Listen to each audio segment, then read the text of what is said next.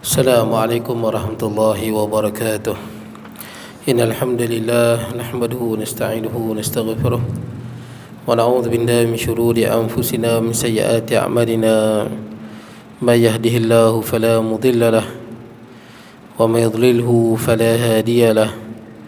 Asyhadu an la ilaha illallah wahdahu la syarika lahu wa asyhadu anna sayyidana wa nabiyyana Muhammadan abduhu wa rasuluh.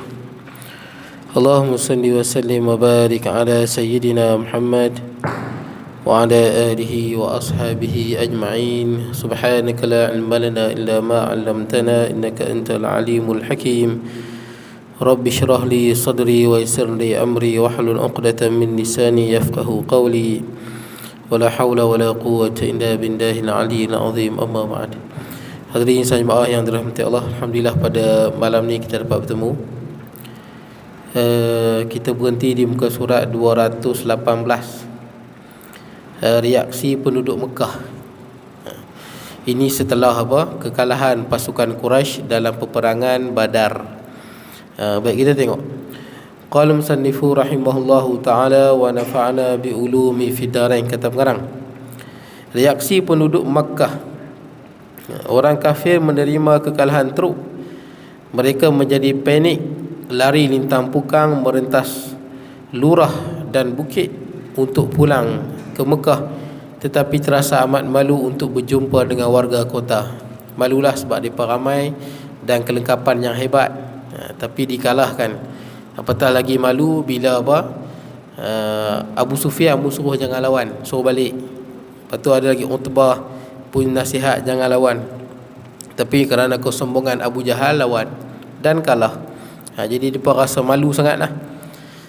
Ibnu Ishaq meriwayatkan bahawa kumpulan pertama yang lari berkeliaran ialah Al-Haysamah bin Abdullah Al-Khuzai. Dia menceritakan bagaimana orang kenamaan mereka terbunuh. Pada mulanya mereka tidak percaya berita itu, malah menuduhnya gila. Tapi tidak lama kemudian berita itu disahkan, dan satu keadaan yang membingungkan menyelubungi seluruh Mekah. Mula-mula mereka tak percaya. Dia kata dia gila, mustahil Abu Jahal terbunuh, mustahil Utbah, Syaibah terbunuh. Mereka tak percaya. Umayyah bin Khalaf terbunuh, Ubay bin Khalaf. Mereka tak percaya. Malah dia bertuduh dia gila. Sampailah bila disahkan oleh Abu Sufyan, maka mereka pun sedih. Abu Sufyan bin Haris menceritakan, Abu Sufyan ni yang kafilah dagang yang kita sebut tu, dia dah lepas dah, dan dia suruh balik sebab dia dah lepas. Tapi Abu Jahal nak lawan juga, nak perang, nak mencabar. Abu Sufyan menceritakan sepenuhnya akan pembunuhan beramai-ramai dan keadaan kucak-kacir lagi hina yang mencemari mereka kepada Abu Lahab, sambil menegaskan betapa malaikat memainkan peranan yang membawa tragedi ke atas mereka. Abu Lahab tidak lagi dapat menahan perasaan geram, marah, lalu memukul, menempeleng dan mencaci Abu Rafi', seorang Islam yang teguh imannya, dan mengulangi betapa berkesan peranan para malaikat. Dia terjemahan dia pendek sangatlah, dia buat macam kesimpulan. Sebenarnya cerita dia macam ni. Abu Rafi' ni dia hamba kepada Abbas bin Abdul Muttalib, pak saudara Nabi. Dan dia masuk Islam dengan isterinya yang bernama Abul Fadal. Ummul Fadal dengan Abbas masuk Islam. Termasuklah Abu Rafi' ni. Abu Rafi' ni hamba kepada Abbas. Abbas ni siapa? Adik kepada Abu Lahab. Kedua-duanya pak saudara Nabi lah. Pak saudara Nabi. Jadi ceritanya bila Abu Sufyan datang, cerita Abu Rafi', riwayat dia panjang dalam kitab yang sama, tapi pengarang yang terjemah ni dia ringkaskan. Ceritanya Abu Rafi' ni dia sedang duduk di perigi Zamzam. Dia sedang meraut anak panah.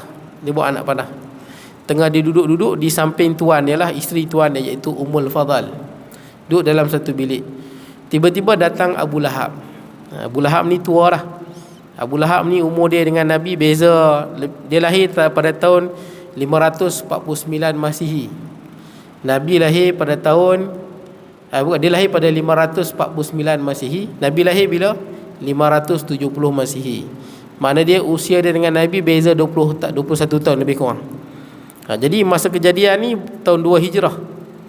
Makna dia umur Abu Jahal ketika ni lebih kurang dalam 75, lebih kurang 75. Umur Nabi lebih kurang dalam 53-54 tahun. peperangan apa? Dah 55. Umur Nabi lebih kurang dah 54, 55. Jadi datanglah Abu Lahab yang dah tua ni, dia jalan dan dia bersandar duduk betul-betul di depan bilik yang diduduki oleh Abu Rafi'. Abu Lahab sedang duduk, datanglah Abu Sufyan. Maka Abu Lahab pun panggil Abu Sufyan duduk di samping dia. Kemudian Abu Lahab minta Abu Sufyan cerita apa yang berlaku. Abu Sufyan pun cerita. Antara dalam cerita Abu Sufyan tu, dia nampak ada malaikat yang berpakaian putih yang turun daripada langit dan menaiki kuda. Dan malaikat ini tidak meninggalkan jejak di atas pasir. Dia berjalan tapi dia tak tinggal jejak. Dan dia tidak meninggalkan apa-apa kesan. Mana dia jalan seolah-olah dia bukan pijak tanah, dia pijak angin. Mereka itulah yang mengalahkan pasukan Quraisy. Bila dia sebut lagu tu, maka keluarlah Abu Rafi' ni. Abu Rafi' keluar daripada bilik, dia kata, demi Allah itu para malaikat. Barulah Abu Lahab sakit hati. Tu cerita dia. Abu Lahab sakit hati, maka Abu Lahab pun lempang si Abu Rafi' ni. Lempang. Siapa Abu Rafi'? Hamba kepada adik dia, Abbas. Masa tu Abu Rafi' duduk dengan Ummul Fadl, isteri kepada Abbas. Siapa Ummul Fadl? Adik ipar Abu Lahab lah. Dia lempang Abu Rafi'. Lepas dia lempang Abu Rafi' jatuh, Abu Rafi' serang dia balik. Tapi Abu Lahab ni walaupun tua, tapi badan dia kuat. Abu Lahab pegang Abu Rafi', hempap dia ke tanah, dan Abu Lahab pijak dia, duduk atas badan dia. Kemudian Abu Lahab pukul dia berkali-kali. Ketika inilah Ummul Fadl ambil kayu yang menyangga bilik tu, dia ambil satu, dia ketuk kepala bapa ipar dia lah.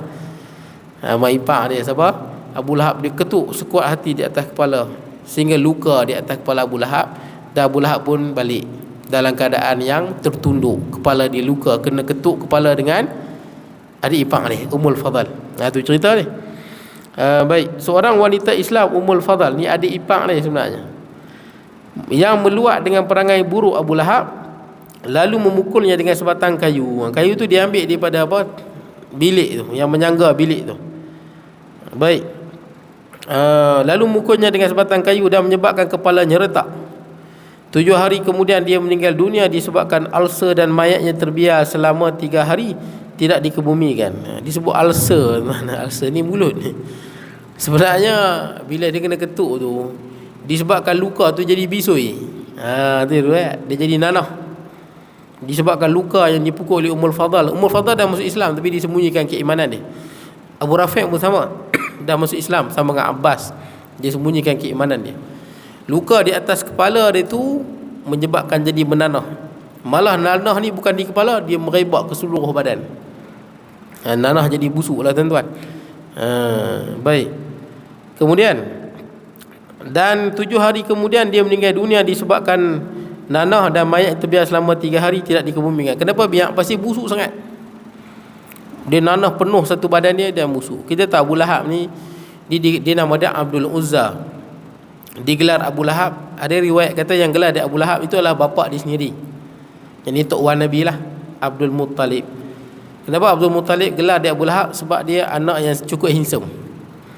Muka dia sangat berseri-seri, putih kemerah-merahan. Dia sangat handsome. Maka Abdul Muttalib panggil dia Abu Lahab. Yang ni yang menyala-nyala. Lahab ni yang menyala-nyala, yang panas menyala-nyala. Sehingga nama tu lekat pada dia lah. Baik, kemudian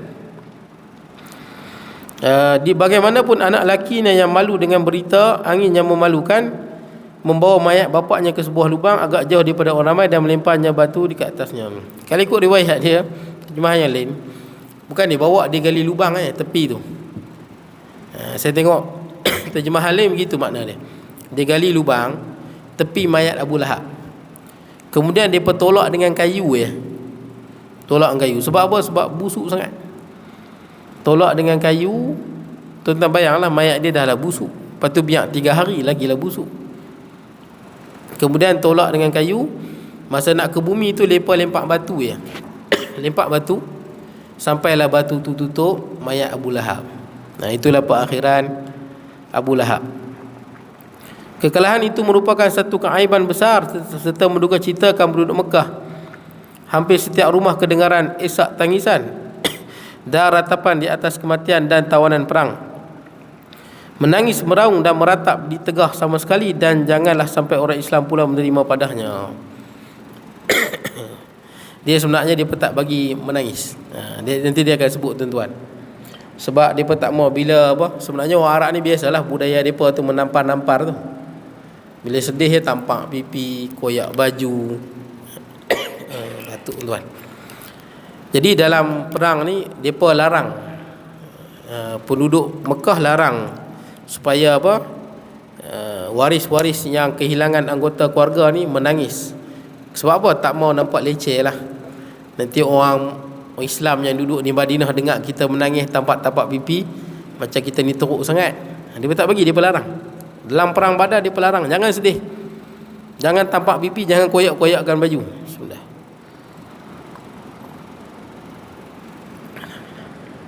Sedangkan itu budaya dia kan. Dan kita tak boleh buatlah. Man laisa minna man latamal khudud, Nabi sebut. Bukan di kalangan umatku yang menampar pipi. Jadi apa-apa tampak. Itu biasa di Arab, di Iran, itu budaya kan. Tampak, bila sedih tampak pipi. Wasyaqqal juyub, dan mengoyak-ngoyakkan baju. Sedih-sedih lah. Tentu nak meneleh air mata tu biasalah. Meraung tak boleh meraung tak boleh. Haram. Jangan meraung-raung, tampak-tampak pipi, koyak-koyak baju. Itu dah termasuk dalam adab jahiliyah. Tapi dalam perang ni dia tak bagi, jangan buat macam tu, supaya orang Madinah tak gelak kat kita. Macam tu lah. Dia tak bagi buat. Sedih lagu mana pun menangis je. Penduduk Madinah mendapat berita gembira. Penduduk Mekah sedih lah kekalahan teruk. Dua orang pembawa berita, Abdullah bin Rawahah, bukan Rawat Rawahah, silap gitu, Rawahah, dan Zaid bin Harisah dikirim ke Madinah untuk menyebarkan berita kemenangan Islam di sana. Nyebarkan berita kemenangan. Corak masyarakat Madinah yang berbilang etnik dan kepercayaan berbeza pula dari segi penerimaan berita tersebut. Kenapa berbeza? Dia ada orang Islam, dia ada orang munafik, dan dia ada orang Yahudi. Tiga. Baik. Khabar angin di kalangan orang Yahudi dan munafik mengatakan Nabi SAW telah terbunuh. Dan untuk mengukuhkan adanya palsu itu, mereka menunjukkan kepada Zaid bin Harisah yang menunggang unta betina Al-Qaswa kepunyaan Nabi SAW. Makna dia waktu Zaid bin Harisah datang, sebelum sampai, dah nampak Zaid bin Harisah naik unta Nabi yang bernama Al-Qaswa. Orang Yahudi dengan munafik ni dia pun tak suka orang Islam menang. Maka orang Yahudi yang munafik bila tengok Zaid bin Harisah naik unta Nabi, dia berkata sah, Muhammad dah mati. Tidak, macam mana Zaid bin Harisah boleh naik unta dia? Dia buat kesimpulan, disebabkan Nabi dah matilah yang Zaid bin Harisah naik unta Nabi. Sebab dia pun nak sebarkan propaganda lah. Kemudian yang menunggang unta betina Al-Qaswa kepunyaan Nabi SAW. Sebaik sampai kedua-duanya utusan menyebarkan berita kemenangan itu kepada orang Islam, serta memberi maklumat terperinci dan sahih mengenai peristiwa tersebut, dengan tujuan mententeramkan hati mereka yang bimbang akan keselamatan. Kini sudah berakhir. Nak bagi tahu kemenangan umat Islam. Kita sebab tu bila hari bergembira kita boleh takbir. Takbir Allahu Akbar. Takbir ni banyak. Dia ada 6 tuan-tuan, 6 ke 7 fungsi dia. Antaranya kalau ribut taufan, takbir. Antaranya api yang sedang membakar, rumah terbakar kan, takbir. Li'itfa'in nar, untuk memadamkan api. Allahu Akbar, Allahu Akbar. Antaranya lil intisar, kerana mendapat kemenangan. Takbir kegembiraan, macam kita hari raya lah, kan hari kemenangan kan. Allahu Akbar, Allahu Akbar, Allahu Akbar. Walaupun nada kita sedih tuan, nada sedih, tentunya gembira. Malaysia ni memang nada sedih. Dia nada apa tu, jiharkah ke ni, saya tak terpandai. Jiharkah kot, jiharkah kot kalau tak silap saya lah. Takbir tu kegembiraan sebenarnya. Pasal berjaya puasa dan hari itu hari gembira, pakai lawa-lawa semua. Suatu umat Islam bila dapat kemenangan, dia akan takbir. Lil intisar, dia kata, kerana mendapat pertolongan dan kemenangan. Kita kalau tengok pasukan mujahidin Hamas menang, kita takbir Allahu Akbar, lil intisar. Baik, kemudian baik, Mereka beramai-ramai melaungkan nama Allah serta memujinya dengan sekuat mungkin, sementara ketua-ketua mereka keluar daripada kota di sepanjang laluan ke Badar untuk mengalu-alukan kepulangan Nabi SAW. Baik, Usamah bin Zaid menceritakan bagaimana dia menerima berita jelas tentang kemenangan. Tidak berapa selepas Ruqayyah, anak perempuan Nabi SAW, juga isteri Sayyidina Osman bin Affan, dikebumikan. Dalam perang Badar ni Sayyidina Osman tak ikut. Sebab apa tak ikut? Sebab isteri dia, dan isteri dia itu adalah anak Nabi SAW, iaitu Ruqayyah binti Rasulillah. Ruqayyah sakit tenat. Baik. Anaknya telah lama sakit teruk dan Nabi SAW menyuruh Osman tinggal di mana untuk menjaga isterinya. Nabi tak bagi Sayyidina Osman pergi, sebab Nabi suruh Sayyidina Osman tengok anak dia, isteri Sayyidina Osman, iaitu Ruqayyah. Dan Ruqayyah meninggal dunia sebelum Nabi sampai di Madinah. Ruqayyah meninggal dunia. Isteri Nabi ni semua, anak Nabi ni semua meninggal kecil, tuan-tuan, semua. Seorang yang umur panjang sikit, yang lain semua meninggal kecil. Semua meninggal sakit waktu kecil. Zainab, Ruqayyah, Ummu Kulsum, Abdullah, Qasim, Ibrahim. Yang meninggal lewat sikit Fatimah. Itu pun tak lewat, 6 bulan setelah Nabi wafat, dia pun wafat. Baik, kemudian sebelum meninggalkan medan perang, timbul perbalahan mengenai rampasan perang di kalangan panglima-panglima Islam, kerana peraturan mengenai pengagihan rampasan itu belum termaktub. Apabila perbalahan menjadi semakin rancak, Nabi SAW menangguh sebarang keputusan hingga wahyu diturunkan. Jadi perbalahan, macam mana nak bahagi? Sebab belum ada lagi ketetapan dalam Al-Quran. Jadi nak bahagi macam mana? Kalau umatnya terdahulu, dia tak boleh ada harta rampasan perang. Umat terdahulu, umat Nabi SAW yang dia benarkan mengambil harta rampasan perang. Kalau tuan-tuan baca umat yang terdahulu, macam Nabi Yusha' bin Nun kan, yang dia berjuang dengan kaumnya membebaskan Palestin. Yusha' bin Nun ni yang ganti Nabi Musa AS. Dia bebaskan Palestin. Dia pun dapat harta yang banyak kan. Umat terdahulu tak boleh makan harta rampasan perang. Jadi dapat banyak mana pun harta rampasan perang, dia kena kumpul di satu tempat. Kemudian dia akan datang api. Api itu mai daripada mana tak tahu. Dia akan berjalan, kemudian dia akan makan semua harta rampasan perang. Ada dalam Riyadhus Shalihin, ada dalam bab amanah kot. Tapi yang Nabi Yusha' bin Nun tu, bila api tu datang, dia bergerak di padang pasir, datang pada mana tak tahu. Dia nak makan, api tu pergi, dia lari. Pergi, dia lari. Sebab apa? Sebab ada orang yang curi harta rampasan perang. Dia ambil satu kepala lembu yang dibuat daripada emas. Bila dikembalikan, barulah api itu makan. Kemudian Nabi SAW sebut harta rampasan perang ni diharamkan bagi umat terdahulu, tapi umat Nabi dibenarkan. Tapi masa ni belum lagi ada ketetapan. Macam mana nak bahagi? Jadi pertikaian, macam mana nak bahagi? Ubadah bin Samit berkata, aku keluar bersama Rasulullah SAW menyaksikan peristiwa Badar. Perang bermula dan Allah Maha Kuasa menewaskan musuh. Setengah orang Islam mencari dan mengejar musuh, setengah pula bertujuan mengumpulkan harta rampasan daripada kemah musuh. Ada yang mengejar musuh sebab dia nak tawan. Ada yang sedang mengambil harta rampasan musuh dalam kemah-kemah musuh lah. Dan ada juga yang mengawal Rasulullah SAW serta berjaga-jaga. Ini siapa? Sa'ad bin Mu'az antaranya. Dia jaga Nabi SAW sekiranya berlaku tindakan darurat atau serangan mengejut. Apabila malam tiba, mereka berkumpul dan orang Islam mengumpulkan barang rampasan perang. Orang Islam yang mengumpul barang rampasan berkata, kami mengumpul barang-barang itu, justru orang lain tidak berhak ke atasnya. Yang hak kumpul ni orang tengah perang, pergi tangkap musuh yang jaga Nabi. Ada sebahagian sahabat Nabi ni, dia apa? Dia kumpul harta rampasan perang. Depa yang duk ambil harta rampasan perang ni kata waktu malam, harta rampasan perang ni kami yang kumpul, jadi kamilah yang paling berhak. Baik, kemudian berkata pula yang mengejar musuh, anda tidak punya hak ke atas harta itu selain daripada kami. Kami yang menyekat dan mengalahkan musuh. Yang ini pula sebut.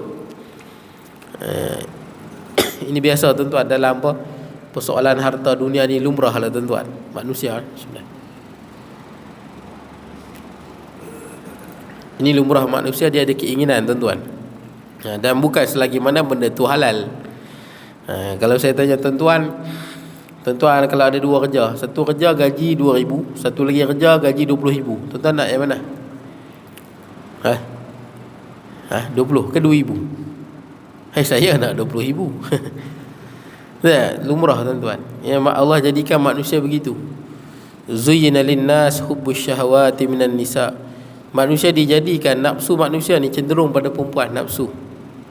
Wal banin, anak. Wal qanatiril muqantarati minadh-dhahabi wal fiddah, harta yang banyak pada emas dan perak. Suka semua manusia memang macam tu. Allah jadikan kecenderungan nafsu, dia suka. Itulah manusia. Wal khairil musawwamah, dan kenderaan, kuda-kuda yang cantik.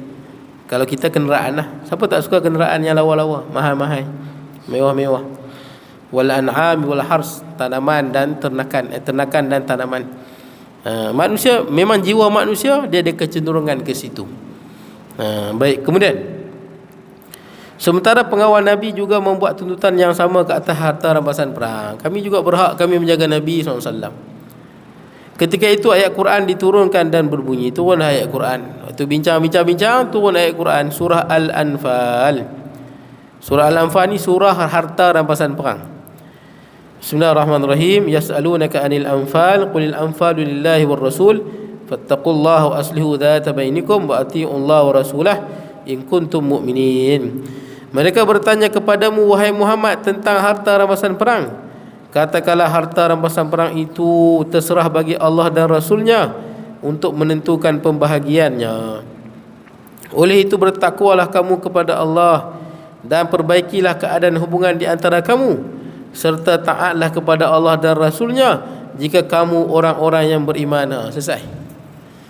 Jadi harta rampasan perang terpulang kepada Allah dan Rasul bagaimana pembahagian dia. Dan pereloklah hubungan di kalangan kamu. Jadi jangan kerana harta kamu berbeza-beza. Kemudian bertakwalah pada Allah dan Rasul kalau kamu betul-betul beriman. Ni tuan-tuan boleh tengok lagi dalam perang Hunain. Perang Hunain lagi dahsyat, yang mana dapat rampasan yang sangat besar harta rampasan perang. Tapi Nabi tak bagi langsung ke Ansar, tak bagi sekupang pun. Nabi dia bagi dekat semua orang Mekah tuan-tuan. Sampai orang Ansar kecil hati tuan-tuan. Perang Hunain ni perang antara yang hujung-hujung yang terakhir lah. Setelah pembukaan kota Mekah, ramai orang Mekah masuk Islam. Umat Islam ada 10,000 lawan dengan apa? Pasukan Saqif, Hawazin. Mereka ada dalam 3,000 lebih kurang. Dia buat serangan mengejut. Pendek cerita, menanglah umat Islam, menang dalam perang Hunain tu, walaupun mula-mula kalah saat. Pendek ceritanya, Nabi tak bagi langsung harta rampasan perang pada Ansar. Padahal Nabi duduk di Madinah lama kan. Punya lama Nabi duduk di Madinah. Orang Ansar yang berjuang syahid ramai dengan Nabi SAW. Tapi dalam perang Hunain dapat harta yang sangat-sangat banyak. Nabi tak bagi langsung ke Ansar. Sampai orang Ansar bila Nabi bagi semua kat orang Mekah, terutama yang baru masuk Islam, orang Ansar kata apa? Yalah, Nabi dah bertemu dengan kaumnya. Kecil hati. Dia bukan marah, kecil hati dia pun. Ada sebahagian orang Ansar kata pedang-pedang kita yang darah, pedang-pedang kita yang pedang kita masih berdarah, tapi orang lain yang mendapat habuan. Sedihlah, timbul kesedihan dalam hati Ansar. Sa'ad bin Ubadah dia dengar benda ni. Dia mengadu pada Nabi SAW. Maka Nabi pun kata, aina anta min dhalika ya Sa'ad. Kau bagaimana Sa'ad? Sa'ad ni ketua pada Ansar. Sa'ad kata, ma ana illa mru'un min qaumi. Aku ni tidak lain hanyalah salah seorang daripada kaum aku. Kalau kaum aku kecil hati, aku pun macam itulah. Dia nak bagi tahu macam itulah. Nabi buat apa? Nabi kumpulkan mereka semua kan. Kumpulkan mereka semua, tak bagi orang lain masuk. Ansar sahaja. Muhajirin apa semua tak boleh, hanya Ansar je. Panjang Nabi khutbah. Nabi kata, aku serahkan harta. Panjang khutbah Nabi itu, panjang, tapi saya nak pendekkan saja. Nabi kata, adakah kamu berasa kecil hati dengan aku kerana daki-daki dunia yang aku berikan kepada sebahagian manusia untuk menguatkan Islam mereka. Dia baru masuk Islam. Wa waqaltukum ila islamikum, dan aku serahkan kamu kepada Islam kamu. Tidakkah kamu redha wahai Ansar Manusia balik dengan kambing, balik dengan harta, tapi kamu balik ke diri kamu dengan Rasulullah sallallahu alaihi wasallam. Menangis Ansar, tuan-tuan. Dalam Nabi nak ajar apa, kadang-kadang dalam dunia ni kadang kita terlupa, tuan-tuan. Dalam perbahasan dunia dan sebagainya, kadang-kadang kita kena ingat akhirat tu yang diutamakan. Nabi tak bagi langsung pada Ansar. Pasal apa? Lu'alatid dunia, itu daki-daki dunia, bagilah untuk menguatkan Islam orang yang baru masuk Islam daripada penduduk Mekah. Adapun Ansar iman mereka dah kuat. Itu Nabi tak bagi langsung pada Ansar. Kemudian Nabi doa kepada keberkatan pada Ansar. Jadi dunia harta ni, tuan-tuan, ingat, kita mencari harta, tapi kita kena ingat Allah dan Rasul itu yang lebih utama. Allah dan Rasul itu lebih utama. Baik, dalam perjalanan pulang ke Madinah, merentas bukit gurun yang luas, Nabi mengagihkan harta rampasan itu sama banyak di antara pejuang-pejuang selepas diambil 1/5. Nabi ambil 1/5. Dipanggil khumus. 1/5 pada harta rampasan perang. Itu pun bukan Nabi ambil semua. Nanti nak bagi pada anak yatim, nanti nak bagi kat Ibnu Sabil, nak pecah lagi 1/5. Nabi dapat 1/25, tuan-tuan. Baik. Di antara pejuang-pejuang selepas. Jadi, tuan-tuan, yang khumus ni jadi apa lah ni? Khumus lah ni ulama ijtihad untuk pemimpin-pemimpin. Sebab tu kita pemimpin-pemimpin mana negara kan dia pada gaji kan. Dia ada gaji. Sebab dia dah menggantikan tugas Nabi. Nabi kan dia menjadi Rasul dan dia menjadi pemimpin. Khumus ni pada harta negara. Jadi boleh tak, tuan-tuan, pada harta negara bayar gaji pemimpin? Boleh lah. Elon, don, parlimen. Tapi janganlah melampau sangat, sampai hampa hidup senang, rakyat susah, pencen pun tinggi. Contohnya lah, tuan-tuan. Janganlah. Jangan ada apa, don dengan parlimen ada pencen, rakyat punya pencen nak dibatalkan. Contoh ini macam tak adil lah.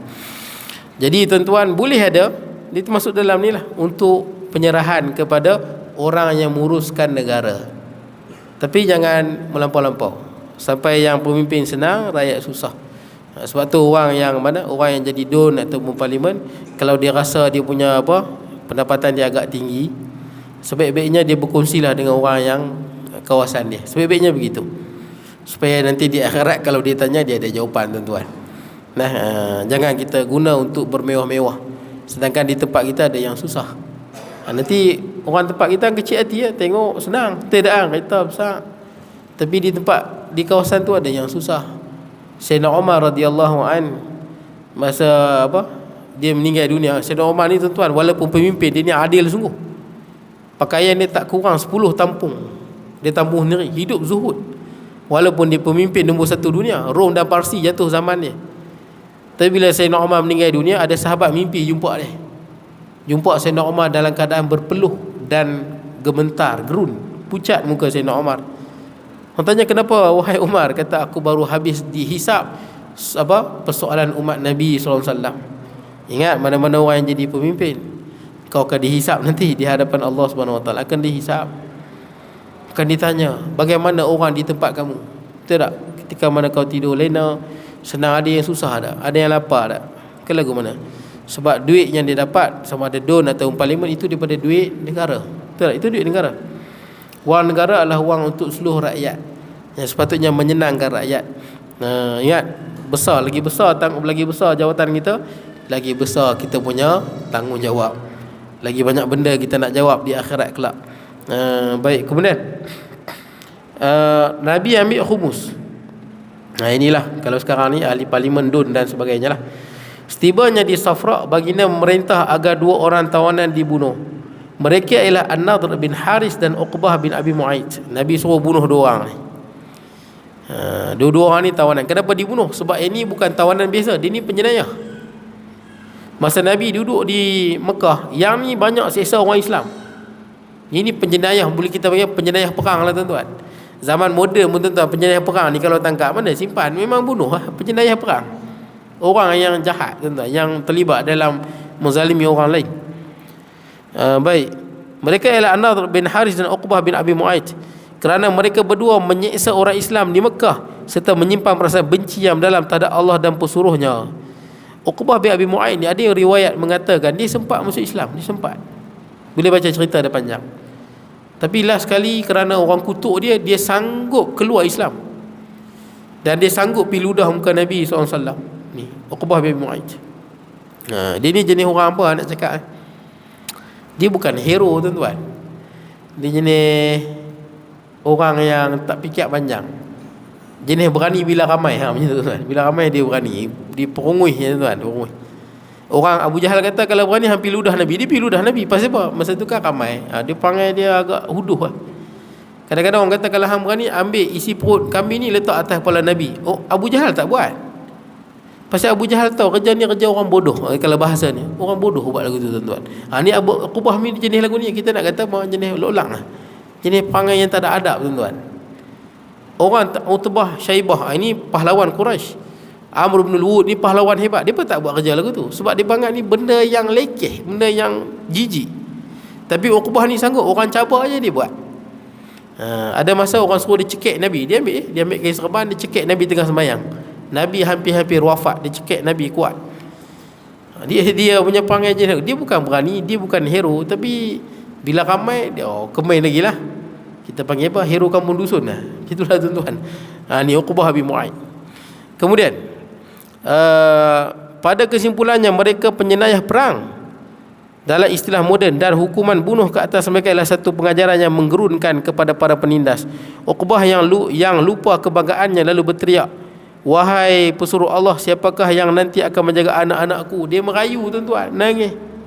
Nabi dah kata waktu dia ludah Nabi kata, "Kalau aku jumpa kamu di sebalik bukit ni, aku akan bunuh kamu." Nabi dah sebut kat dia. Tapi dia jenis sombong tuan-tuan. Masa dia ludah kat Nabi sallallahu alaihi wasallam. Baik, kemudian siapa yang menjaga anak-anak aku? Nabi SAW menjawab, api neraka. Sebab tu masa ada kuasa jangan sombong sangat, siapa-siapa pun tuan-tuan. Sebab ada masa kita akan terjatuh duduk di bawah. Baik, terlupalah Uqbah pada hari di mana dia melempar isi perut kambing ke atas kepala Nabi ketika sujud bersolat. Nampak? Banyak benda dia buat. Pahlawan-pahlawan Quraisy yang jahat pun tak buat. Pasal ni kerja orang yang tak bertamadun tuan-tuan. Fatimah datang membersihkannya. Dia juga yang mencekik Nabi SAW dengan kain serbannya, sehingga Abu Bakar masuk campur melepaskan Nabi SAW. Dia datang cekik Nabi. Nabi tengah solat, tengah sujud. Dia cekik tu. Dia pijak kepala Nabi. Pijak kepala, cekik. Datang Sayyidina Abu Bakar, lepaskan. Pasal apa dia berani buat? Geng dia ramai. Geng dia ramai. Tu saya kata jenis berani ada ke apa? Geng ada orang berani ya. Baik. Tapi sekarang menangis-nangis tuan-tuan. Baik. Kepala keduanya penjenayah dipancung oleh Ali bin Abi Talib. Ali pancung kedua-duanya. Ini penjenayah perang. Di pinggir Madinah yang bernama Rauha, tentera Islam disambut penduduk Madinah dengan penuh gembira dan mengucapkan tahniah kepada Nabi sallallahu alaihi wasallam. Di atas kemenangan itu, Usaid bin Hudair, tuan-tuan pernah dengar? Usaid bin Hudair ni adalah 3 orang Ansar yang paling bagus, yang tidak boleh ditandingi oleh mana-mana orang Ansar. Dia ada 3. Sa'ad bin Mu'az, Usaid bin Hudair dengan Abbad seorang lagi. Abbad, saya tak ingat tuan-tuan. Abbad seorang lagi. Seorang lagi nama dia Abbad. 3 orang ni lah yang paling afdal. Usaid bin Hudair ni antara orang awal masuk Islam. Semua daripada Bani Ashhal. Ketiga-tiganya daripada Bani Ashhal. Baik, Usaid bin Hudair ni lah yang dia baca Quran, malaikat dengar. Suara dia sedap. Nabi pernah kata kepada dia, "Ya Usaid, iqra', bacalah. Fa innaka qad utita mizmaran min mazamir ali Daud alaihi salam. Sungguhnya kau telah diberikan suara yang merdu seperti mana keluarga Daud alaihi salam." Suara dia sedap. Usaid bin Hudair. Dan Usaid bin Hudair ni pernah satu malam dia baca Quran Al-Baqarah. Baca, dia duduk waktu malam tenang, dia duduk dengan anak dia Yahya tepi dia. Bila dia baca Al-Baqarah, Bismillahirrahmanirrahim, Alif Lam Mim, Dzalikal kitabu la raiba fihi hudal lil muttaqin. Kuda dia tu berpusing-pusing, hampir putus tali tu. Pelik dia tengok kuda tu. Lepas tu bila dia berhenti, kuda dia pun berhenti. Kemudian alladzina yu'minuna bil ghaibi wa yuqimuna as-salata wa mimma razaqnahum yunfiqun. Kuda dia meronta-ronta, lari berpusing-pusing, hampir terputus tali tu. Bila Usaid berhenti, kuda pun berhenti. والذين يؤمنون بما أنزل إليك وما أنزل من قبلك وبالآخرة هم يوقنون. Meronta lagi, kuat lagi. Ulaika ala hudam min rabbihim wa ulaika humul muflihun. Kuda tu merontak sampai nak putus, maka dia pun berhenti, tuan-tuan. Dia pun kejutkan anak. Kalau kita, tuan-tuan, hantu ni hantu mana pula ni marah, kita hantu tak ada benda lain, tuan-tuan. Betul, ada setengah orang semua hantu Kalau kita jumpa setengah orang semua sakit, semua hantu. Dia sakit perut hantu, dia sakit kaki hantu, mata dia tak nampak hantu. Padahal kita tahu hang sakit jantung, kecil manis tinggi. Tu saya jumpa kecil manis tinggi. Tu yang mata tak nampak dia kata hantu. Dia rasa perut, sakit perut kan, gastrik. Kadang-kadang tu simptom jantung. Kadang dia tangkap perut. Dia kata hantu. Kita tengok ni bukan hantu. Dia kata mata dia tak nampak sebelah, hantu. Tu bukan hantu. Hang kecil manis. Minum gula banyak. Tuan-tuan, janganlah jadi macam tu, tuan-tuan. Saya tak nafikan ada hantu ni, tapi jangan semua hantu. Pening kepala hantu, tuan-tuan. Asyik kami yang kena tuduh. Baik, tuan-tuan. Jadi Usaid bin Hudair pun dia kejut anak dia sebab takut kuda tu terpijak anak dia. Masa dia turun dia tengok langit lain. Langit macam payung yang tergantung. Payung dia punya tangkai kat atas macam tergantung. Dan langit tu besar, payung tu sangat besar. Dan langit tu berkilat, bercahaya dan berkilat. Dan cahaya awan tu, bukan langit, awan. Awan tu menerangi ufuk, kiri kanan depan belakang bercahaya. Dan awan tu sangat pelik. Dia bergulung ke bawah. Usaid tengok terpegun, dia tak pernah tengok macam tu. Kemudian awan tu naik ke atas. Kemudian awan tu pun hilang. Esok pagi dia jumpa Nabi SAW, bagi tahu. Nabi kata itulah para malaikat yang nak dengar bacaanmu. Kita kena baca ikhlas, tuan-tuan. Bila baca Quran, baca semata-mata kerana Allah Subhanahu Wa Taala. Itu kelebihan dia lah, Usaid bin Hudair. Dia syahid dalam peperangan Yamamah. Baik, tuan-tuan. Kemudian Usaid bin Hudair bertindak sebagai jurucakap bagi pihak orang-orang beriman. Dia memulakan ucapan dengan bersyukur dan memuji Allah, sambil meminta maaf kerana tidak menyertai peperangan dengan alasan bahawa dia mengandaikan Nabi cuma bertujuan membuat rondaan untuk memintas sebuah kafilah unta. Memang Nabi keluar untuk memintas Abu Sufyan. Sebab tu kelengkapan pun tak cukup. Tu yang dia tak ikut. Dan Abu Sufyan pula, mereka ada 40 orang yang tak ramai pun. Cukuplah 313 nak memintas Abu Sufyan. Jadi dia tak ikutlah. Tambahannya, kalau tahu bahawa mereka akan berdepan dengan perang sebenar, dia tidak akan agak-agak menyertainya. Nabi SAW berikan jaminan bahawa dia percaya kata-kata Usaid. Sebenarnya bila Usaid sebut lagu tu, Nabi kata apa? Engkau berkata benar. Nabi tahu Usaid ni orang yang betul-betul beriman. Nabi SAW kini masuk ke Madinah sebagai seorang yang mengambil peranan baru di medan perang. Ekoran itu ramai penduduk Madinah memeluk agama Islam, dan bermakna kekuatan dan kuasa bertambah, juga moral Islam kian melonjak. Jadi makin Islam makin dipandang mulia. Nabi SAW menggesa orang ramai, orang Islam memberi layanan baik terhadap tawanan dengan memberi mereka makan roti dan kurma. Di zaman Nabi makanan yang paling berharga adalah roti. Tapi roti zaman Nabi sihat, tuan-tuan. Roti yang dikisar daripada gandum. Roti kita sihat, tuan-tuan, sekarang ni. Roti kita tak sihat. Sebab kita kisar tu sampai halus sehalus-halusnya. Termasuklah roti yang whole grain. Itu pun dia okey sikit lah banding dengan yang putih tu. Sebab yang putih tu terlalu banyak gluten. Kawan saya ni adalah geng-geng diet ni ni. Saya duduk sembang, saya dengar lah. Gluten, ada gluten, bahaya. Inflammation lah, apalah. Zaman Nabi ni roti tu kira makanan yang paling sedap lah. Jadi yang terbaik, roti dengan kurma yang terbaik bagi dekat tawanan perang. Adapun sahabat Nabi makan kurma yang murah saja. Ini pelik, tuan-tuan. Tawanan perang tadi yang perang bunuh umat Islam, tapi bila ditangkap beri layanan VVIP kat mereka. Inilah Islam. Tuan-tuan ada tengok tak tawanan yang Hamas tangkap kemudian dilepas? Ada tengok tak bagaimana dia memuji Hamas? Layan cukup baik. Hamas layan ni layan cukup baik. Tengok tentera Hamas waktu dia tawan kanak-kanak, budak-budak, macam mana dia layan, dia tolong pujuk, jangan menangis. Itulah yang Islam ajar. Sebelum ada Convention Geneva kan, Geneva tu dia buat satu kod etika peperangan. Islam dah lama dah ada. Tak boleh bunuh orang perempuan, tak boleh bunuh kanak-kanak, tak boleh bunuh padri-padri. Tak boleh bunuh tuan-tuan, tak boleh meruntuhkan bangunan. Ini kalau bukan musuh duduk dalam tu lah. Pokok-pokok saja tuan-tuan.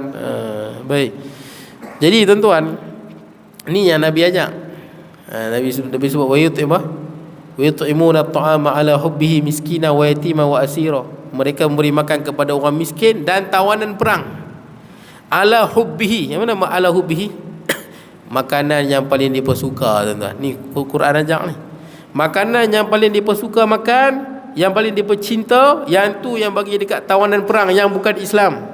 Tawanan tu bukan Islam. Yang kafir, depa kafir bukan Islam. Tapi tawanan yang baru perang dengan kita, baru tetak kita pedang, baru bunuh umat Islam, tapi tawanan tu bagi layanan VVIP kat depa. Itu yang orang boleh masuk Islam tu. Tengok bagaimana tawanan Taliban ada yang masuk Islam, pergi balik. Tawanan Hamas, tuan-tuan boleh tengok di YouTube bagaimana tawanan Hamas yang Hamas lepaskan. Dia cerita bagaimana dia duduk dalam tawanan Hamas, macam mana layanan Hamas kepada dia. Baik. Tawanan perang membawa satu masalah baru serta menunggu satu penyelesaian yang panjang tuan-tuan. Pasal ini cerita panjang lah ni, sebab nanti perbahasan nak buat apa. Sayyidina Abu Bakar bagi pandangan, Sayyidina Umar bagi pandangan, jadi panjang ni. Jadi dia ada dua pandangan, maka Nabi pilih pandangan yang mana. Sebenarnya kalau ikutkan buku lain dia panjang lagi, sebab dia ada buku lain, dia naknya dialog Sayyidina Abu Bakar, dialog Sayyidina Umar dengan Nabi. Tapi buku ni dia buat kesimpulan terus. Tapi buku ni jadi pendek sikit. Tuan-tuan boleh tengok buku lain, tebal tebal. Kalau dia buat, ataupun dia buat 2 jilid. Kalau 1 jilid memang tebal. Buku ni dia buat terus fakta ni. Daripada dialog tu dia buat tulis fakta, dia ringkaskan lah. Okey, akan datang kita sambung muka surat tu lah tuan-tuan. Muka surat 222 tu. Baik, cukup sekadar tu. Saya mohon maaf kalau kurangan dan sebagainya. Aqul qawli hadha wa astaghfirullah al-azim li